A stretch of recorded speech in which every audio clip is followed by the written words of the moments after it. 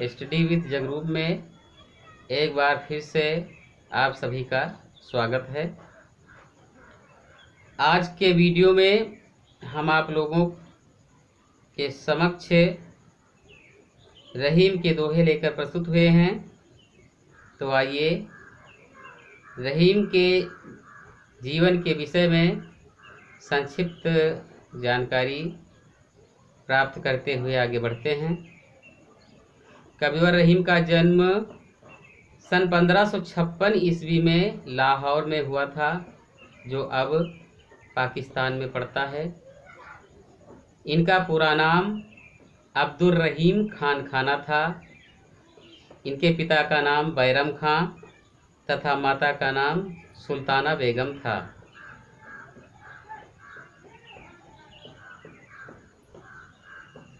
रहीम बहुत ही प्रतिभा संपन्न व्यक्ति थे।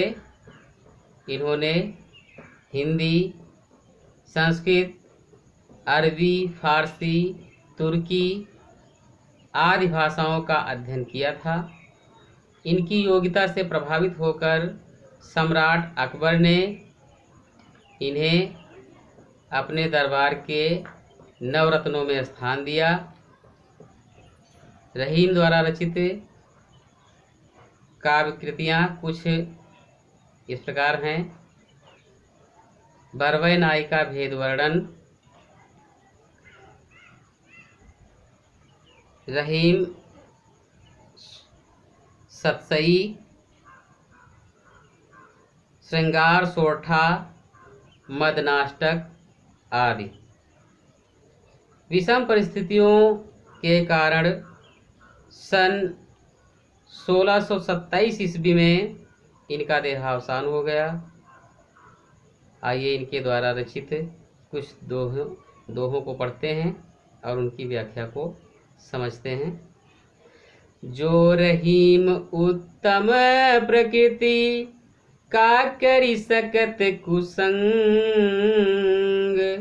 चंदन विष व्यापत नहीं लिपटे रहत भुजंग। तो आइए सबसे पहले इस दोहे के लिए संदर्भ कैसे लिखा जाएगा, इसकी जानकारी प्राप्त करते हैं।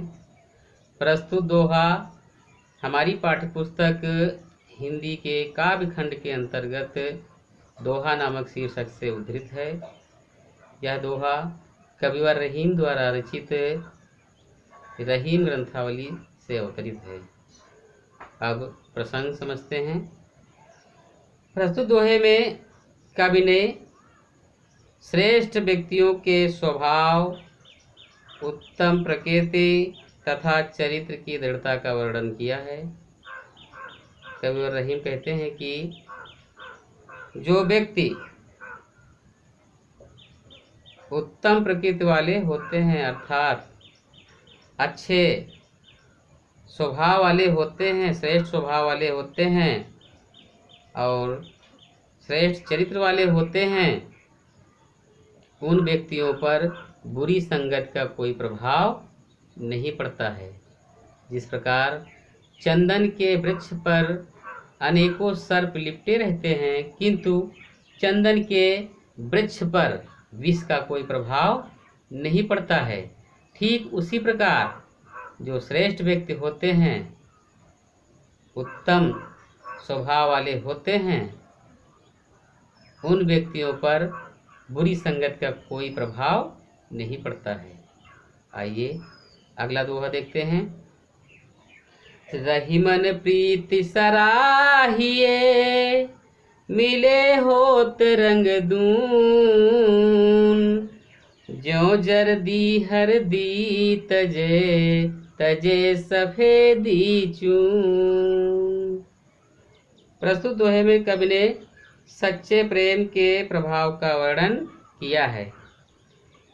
कविवर रहीम कहते हैं कि हमें सच्चे प्रेम के ऐसे स्वभाव की प्रशंसा करनी चाहिए जिसमें दो लोगों के परस्पर मिलने पर प्रेम का रंग 2 गुना हो जाता है। जिस प्रकार हल्दी और चूना को मिलाने पर हल्दी अपना पीला रंग तथा चूना अपना सफ़ेद रंग त्याग कर आपस में मिलने के बाद लाल रंग में परिवर्तित हो जाते हैं। ठीक उसी प्रकार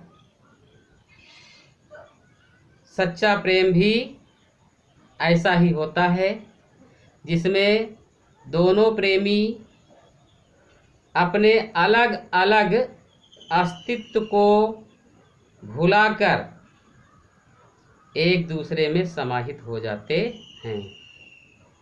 अगला दोहा देखते हैं। टूटे सुजन मनाइए जो टूटे 100 बार, रही मन फिर पोइए टूटे मुक्ताहार। प्रस्तुत दोहे में कवि ने श्रेष्ठ व्यक्ति के महत्व का वर्णन करते हुए बताया है कि हमें सज्जनों को कभी रुष्ट नहीं करना चाहिए। कवि और रहीम कहते हैं कि यदि कोई सज्जन हमसे 100 बार भी रूठ जाए तो 100 बार उसे हमें मना लेना चाहिए। जिस प्रकार मोतियों की माला टूट जाने पर उसे बार बार पिरोया जाता है, ठीक उसी प्रकार सज्जनों को भी बार बार मना लेना चाहिए, क्योंकि वे हमारे लिए हमारे जीवन में मोतियों की तरह अमूल्य होते हैं। आज के लिए बस इतना ही। साथियों, अगर हमारा ये वीडियो आपको पसंद आया हो और हमारे चैनल पर यदि आप नए हैं तो हमारे चैनल को सब्सक्राइब कर दें तथा लाइक और कमेंट करना नहीं भूलेंगे। आज के लिए बस इतना ही। अगले दिन अगले वीडियो में मिलते हैं। तब तक के लिए नमस्कार।